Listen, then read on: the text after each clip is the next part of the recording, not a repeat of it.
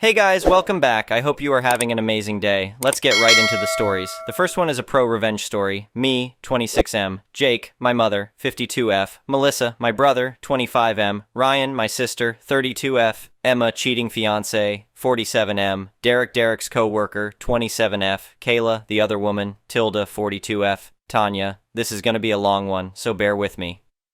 I moved back in with my mom after her marriage of 27 years to my biological dad ended in 2018. He was a manipulative jerk, but that's a story for another day. Not long after the divorce, my mom introduced me to her new boyfriend at the time, Derek. Now, my mom worked as a corrections officer at the county jail. Derek was a former inmate who had served time for a DUI conviction. That should have been a major red flag, but my mom was still reeling from her long marriage ending and I didn't want to add to her stress. Derek seemed to make her happy, and that was enough for me initially. Me, Ryan, and Emma all moved in with Mom and Derek, and we seemed to get along okay. Derek and I bonded over our shared love of video games, and everything appeared fine. That is, until 2021. Due to his prior DUI, Derek had to go in regularly for probationary checkups at the courthouse. One day, he didn't return home, and we started to worry. Then we received a call from him from Florida. Turns out, when he arrived at the courthouse that day, he was arrested by the FBI. His family from Florida was implicated in a series of drug trafficking and organized crime charges. And due to a situation where he was present during a drug deal, he was also implicated. He ended up agreeing to testify against his family members in exchange for a reduced sentence and being released on bail before the trial. My mom was devastated, but over the course of many phone calls during the next year, they worked out their plans to get married when he returned. The manager at the fast food restaurant where Derek worked allowed him to come back to his assistant manager position. Soon after, the drinking started to spiral out of control. Obviously, because of his DUI, Derek was no stranger to drinking, but he began to drink more and more, to the point where he was consuming half a case of beer every day. Derek was a mean drunk. He regularly started fights when wasted, and while they never got physical, he wasn't exactly kind with his words. My mom enabled his behavior for a few years, saying the stress was getting to him from work and the upcoming trial. Finally, after several years, my mom had enough. Derek came home extremely drunk one night, and my mom confronted him. She asked if he'd been drinking, and when he didn't deny it, she kicked him out. He went to stay with a friend temporarily. The next morning, Mom asked us to help gather a few of his essentials so that he didn't have to re-enter the home until he was sober. While we were packing his things, there was a knock at the front door. We opened it to find Kayla, one of Derek's co-workers who I knew from high school. She told my mom she had something important to share. After sitting my mom down and telling her not to reveal where she got the information from, Kayla told my mom about how Derek was cheating on her with Tanya, how he regularly had Tanya perform sexual acts in and around his workplace, how Kayla had caught them, and how Derek told her that if she ever told my mom, he'd get her fired. He was the assistant manager. And finally, how Tanya was pregnant. My mom was furious. After the initial shock wore off, she told us to round up all of Derek's things and dump them outside. We took everything of his out of the house and tossed it all in the alley behind our place. Derek had no reason or ability to return to the house. It was rented with only my mom on the lease, so no issues there. In the meantime, she called and confronted him directly. He confessed to the entire affair and said he was happy Tanya was pregnant because that meant he'd finally have a child of his own. Mom refused to have more kids after us three. The pregnancies were extremely difficult on her body. He refused to apologize for any of his actions. My mom arranged for him to collect his belongings from the alley with a police officer present, and he was out of our lives. The revenge. Now, my mom clearly wanted to wash her hands of him and move on. She was already emotionally drained from the whole ordeal and wanted nothing more from him. But my siblings and I had other ideas. First, we called his workplace. This fast food chain operates as independently owned franchises, and the owner of this location owned several branches in the area. He was also a good friend of our family. We informed him about the sexual acts being performed on the premises, and he went through the processes to get Derek fired from his position and barred from any of the branches in the area. Funnily enough, Kayla got his assistant manager position after he left and now runs a tight ship. Derek no longer had a job or a place to live, so he went to stay with Tanya in a town about an hour away. We found out that he started working at another location of the same restaurant chain in that town and informed the owner of that location about the situation. It took significantly longer due to there being no current inappropriate actions occurring there, but eventually he lost that job too. Soon after, Derek began driving around our neighborhood, seemingly stalking my mom and our family, probably because of his job losses. Now, due to the whole situation in Florida, he never had his probation lifted for his DUI, and thus still didn't have a valid driver's license. He never had to drive when he lived with us since work was local, and we could drive him as needed. But here he was, clearly driving around by himself when he shouldn't be. We contacted the police and informed them about Tanya's vehicle being in our neighborhood, and that we believed Derek was driving it without a license. We told them to pull over the vehicle the next time they saw it, as it would likely be Derek driving again. Sure enough, a few weeks later, we were told that Derek indeed was pulled over and sent back to the local jail for driving without a license and while intoxicated. The police also did a search of the home he was staying at and found several firearms on the premises. Since he was a convicted felon, he was not legally allowed to have weapons, meaning there was more jail time tacked on. By the time his jail sentence had finished, it was just in time for him to be extradited back to Florida for the trial. Derek's son was born while he was in prison. Tanya evidently realized what an absolute loser Derek was and cut ties with him while he was incarcerated. During his time in prison, Derek started sending tons of letters to my mom, stating how sorry he was, pleading for her to take him back, and ranting about how it wasn't his fault, all in the same letter, mind you. Mom burnt every single one of them. We moved out of state soon after. Derek evidently got out of prison a couple of years ago and now lives in Missouri, struggling and fighting the child support payments that Tanya sued him for. Mom has a new boyfriend now, who treats her right and cares a lot more than Derek ever did. Ryan and Emma moved out and started their own lives, and I still live with Mom, helping her with the renovations on the new house we recently bought. Life's looking up. I was reminded of this whole saga by a chat with a coworker about cheaters, and figured I'd share our story here. The next one is an entitled people story. I've lived in my current house for over 15 years now and never had any issues with neighbors until Karen moved in next door about 6 months ago. From day one, she was a nightmare. The first week she was there, she came pounding on my door, yelling about how my mailbox was too close to her driveway and I needed to move it. Never mind the fact that it had been in the same spot for over a decade. When I politely declined, she huffed and stomped off. A few days later, she was at my door again, this time freaking out because some leaves from my tree had blown into her yard. She demanded I cut down the 60-foot oak that had been growing for probably 100 years. Once again, I told her no. That tree wasn't going anywhere. Her crazy requests and demands only got worse from there. If I parked my car in front of my own house, she'd call to complain it was too close to her driveway. If I mowed my lawn after 5 p.m., she'd say the noise was disturbing her peace and quiet. Heck, she even tried telling me when I could use my own backyard. The backyard situation happened on a nice Saturday afternoon. I was grilling up some burgers and enjoying the sunshine. All of a sudden, I hear banging on the fence. I look over and there's Karen peering through a knothole, red-faced. "What do you think you're doing?" she shrieks. "It's 1:30. That's quiet time in this neighborhood. How dare you make noise and disrupt my relaxation?" I couldn't believe this lady. "Karen, this is my backyard and it's the middle of the day. I can use my own property whenever I want." "Absolutely not," she snaps back. "Everyone knows after 1 p.m. on weekends you're supposed to keep your yard quiet. I demand you stop this racket immediately." Now I'll admit I lost my cool a little bit. "Listen, lady, I don't know what insane rules you've cooked up in that crazy head of yours, but they don't apply to me or my property. I was here long before you, and I'll do what I want on my own land," Karen gasps dramatically. "How rude! That tears it! I'm calling the police right now!" And call them she did. 15 minutes later, a squad car pulls up. 2 officers get out and Karen comes racing over to them, ranting and raving. I calmly explain the situation and thankfully the cops are reasonable. They tell Karen that no such neighborhood quiet hours exist and that I'm free to use my yard whenever. Karen turns purple with rage. She starts berating the officers, insisting they arrest me for disturbing her peace. The cops are clearly stunned and politely inform her they'll be leaving now. As the officers start heading to their car, I call out, "Hey Karen, why don't you come join us for a burger?" She lets out this unholy screech and storms back inside her house, slamming the door so hard the windows shake. The cops just chuckle and drive away. I thought that surely she had learned her lesson. But Karen wasn't done with her crusade against me enjoying my backyard yet. The very next weekend, I decided to have a little picnic in my yard. Just me, a sandwich, and a book, soaking up the sunshine. Around 1:15, I hear the fence banging. Karen's back at it again. "What did I tell you last week? No noise in the backyard during quiet hours?" She's leaning over the fence glaring at me now. I don't even look up from my book. "Karen, we went over this already. I can use my yard whenever I please. I'm not breaking any rules."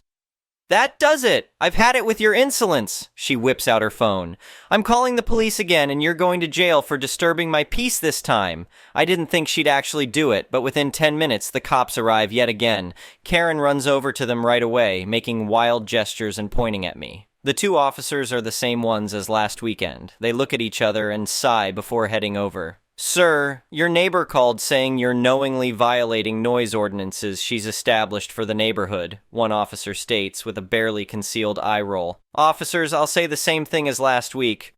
There are no such ordinances, and I'm free to use my backyard anytime I want. Karen stomps her foot. That's a lie! I've told him multiple times about the 1 p.m. backyard quiet hours. He's deliberately defying me. I want him arrested. The cops exchange a look.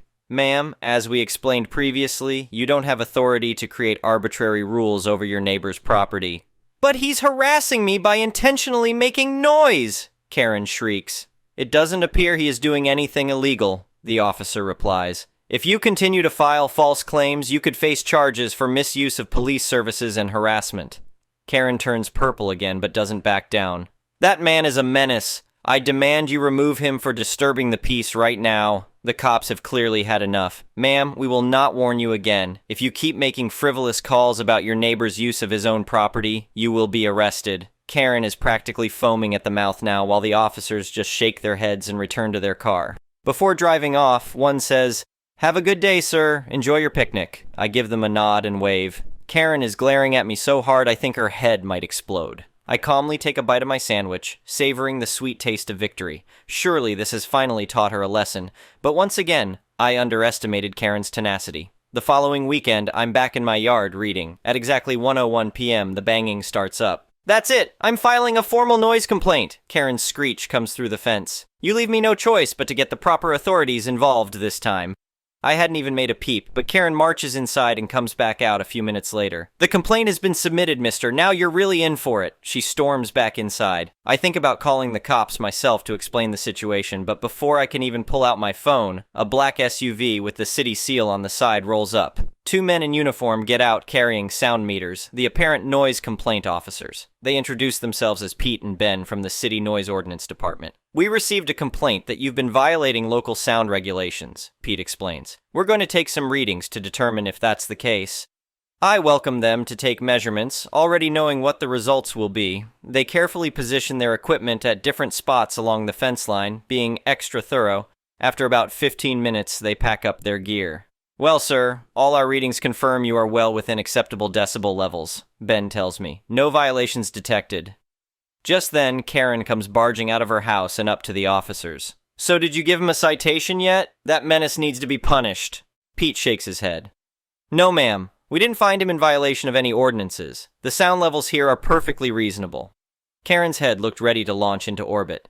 That can't be. He's constantly making disruptive noise during my relaxation hours. I insist you arrest him immediately for breaking the law. Ben looks puzzled. Ma'am, there are no local laws about specific hours for yard use. Residents may use their property within reasonable decibel limits at any time. Lies, Karen screeches. I am entitled to peace and quiet when I want it. Shut him down right now or I'll have your jobs. She's practically jumping with fury. The officers exchange a glance before Pete steps forward. Ma'am, filing false complaints is against the law. If you continue with this harassment, we will be forced to cite you. Karen's face turns an impressive shade of eggplant. For a moment, I think she's going to attack the officers, but with a final huff, she whips around and storms inside, muttering about suing the city. The noise officers wish me a good day and depart, and I think I finally know how to end this ridiculous feud with Karen once and for all. The next Saturday at exactly 1 p.m., I'm seated in a lawn chair in the backyard reading. Right on cue, the fence starts rattling violently. That tears it! This is your last warning! Karen's shrill voice cuts through the air. I don't even glance up from my book as she marches back inside. A few minutes later, the familiar sight of a police cruiser pulls up. Karen bolts out of her house and down to the officers before they're even fully out of the car. She's gesturing wildly in my direction as the two cops stroll up. Hello again, sir. Your neighbor claims you're intentionally creating a disturbance, one says tiredly. Yes, intentionally, Karen screeches. A disturbance of my peace and quiet. Arrest him. The officers rub their temples, clearly exhausted by this game. I close my book and stand up. Officers, as we've been over, I'm merely existing on my own property. But if Karen insists I'm disturbing her peace, I'd be happy to solve the problem by leaving my yard. The cops look at me curiously as I gather my stuff and head inside, giving a little wave to Karen as I close the door. She seems momentarily stunned that I've willingly departed. But a minute later, the malicious delight returns to her eyes. Surely she thinks she's won this war. About half an hour passes before I hear more commotion outside. I peek out the window to see two uniformed officers leading a handcuffed Karen to their cruiser as she kicks and screams. My plan has worked flawlessly. You see, Karen never specified my backyard was disturbing her peace. She just said I was disturbing the peace. So, by willingly leaving my yard at her request, I proved that she was only calling the cops to harass me, not resolve any noise issues. And now Karen finally faces the consequences for her ridiculous crusade against me enjoying my own property. The cops informed me Karen was charged with false reporting and disorderly conduct. Between the fines and mandatory counseling, I doubt she'll be bothering me again anytime soon. I can finally enjoy my backyard in peace and quiet. The next one is a petty revenge story. I was dating this girl for a little while. I have kids, she has kids, and it was all good for quite a while. She did tell me right off the bat that she still lives with her ex for financial reasons. Neither of them could afford to move out and she wants nothing to do with him. I did tell her I was a little uncomfortable about it and a little jealous, but I've been there before with my kid's mom, so I decided to trust her. I know, silly me. Last week she came over to my house on Friday and stayed the night and left to go to her niece's birthday party wearing my coat.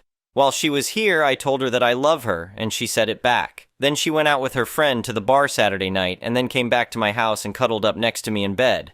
Sunday morning she left and really didn't talk to me a whole lot. She said she felt bad after she went to the bar but wouldn't elaborate why. Not like she was hungover, like she didn't feel good about herself. And I told her that she deserved to cut loose every now and then before correcting me saying that she had fun, but then dropped the conversation. I was getting kind of tired of carrying the conversation and being told she didn't want to talk about what was bothering her, so I went to bed. The next day, she told me she did something bad and that she wanted to avoid me until it all blew over. Obviously, I poked and prodded until she told me what it was, and she said she wanted to talk to me about it in person, but I told her it was a bad idea, and she finally admitted she slept with her ex. It had nothing to do with the bar, but she needed male validation, and it felt like I didn't care after I went to bed, and that she was so sorry she's moving back in with her mom, and that I could have the code to her phone. I told her that she told me I had nothing to worry about, and yet she jumped on his dick the second I got tired of carrying the conversation, so I wanted my coat back and that she should drop it off when I wasn't home. She did. And she left a mug that she bought me for Father's Day, as well as a letter telling me again how sorry she was and that she didn't want to lose me. The worst part is that I liked the mug, but the thought of her with him filled me with blind rage, so I smashed it, put it in a box, wrote her name on it, and tossed it into her front yard. No. I'm not going to forgive you for sleeping with an ex that you swore I had nothing to worry about, the same one who you fight with constantly and talk bad about at every turn. I'm not coming back. I don't want your damn mug. I sincerely hope you feel like crap over the whole thing. The next one is a malicious compliance story. Some many years ago, I worked customer service for a company that managed a Medicare Part D drug plans, and the annual enrollment period rolled around, and during that time it got chaotic. On top of the usual caring for customers, answering their questions, fixing problems, we had to enroll people into our plans, and it was a bit of a process. There were questions that needed to be asked and answered, information that had to be imparted, and at the end of it all, a long spiel explaining our responsibilities and the customer's responsibilities and important information the customer had to verbally consent to. So in the midst of this, I get a woman who is angry she has to do this, and is angry at how much time the whole process is taking. I explain to her I am trying to get her through this all as quickly as possible. Then we get to the end, and I explain that I have to read her the terms of service and I need her to verbally confirm yes to it all. Immediately, she starts carrying on how she just doesn't have the time to listen to it. I tell her I am legally required to read this to her. She doesn't want to hear it, just sign her up. I explain again that to complete the sign-up process, I have to read this to her and she needs to acknowledge it. Another round of she doesn't want to hear it, doesn't want to agree to it, I can just skip it and sign her up. No, I can't. I can read through it quickly. However, she still needs to hear it and say yes. More arguing, she doesn't want to. Let's just say she agrees to it and I can sign her up. By this time, I'm thinking, lady, if you had just let me read this instead of arguing with me, we could have been done by now. which I couldn't say. Instead, I inform her that I have to read this agreement to her and she needs to verbally agree to it. If she doesn't, I will not be able to sign her up for Medicare Part D. She will not have a Part D plan. She will not be able to enroll in a plan until the next year's enrollment period, and she will have to pay a fine for not having a plan this year. She ignores all that, tells me to sign her up, and hangs up. Of course, I don't sign her up. And I write down the whole incident in the call log, that I explained several times that I needed to go over the agreement and get her consent, the penalties to her if she didn't, that she refused, and that I did not sign her up. Several weeks after the new year, a coworker sitting near me gets a call from a woman who is furious that when she went to get a prescription filled, the pharmacy wasn't able to run the insurance on it, and when they checked, that she didn't have a Part D drug plan. The coworker asked for the woman's name, which was the woman who I didn't sign up. My coworker checked and said the caller did not have a plan with us. Worse for the caller, we could not enroll her since she had missed the enrollment period. Imagine how much easier things would have gone for everyone if that woman had just let me do my job and read the service agreement, and she just said yes to it. Thank you for watching. I would really appreciate it if you could like the video and subscribe to our channel if you haven't already. We'll see you again tomorrow.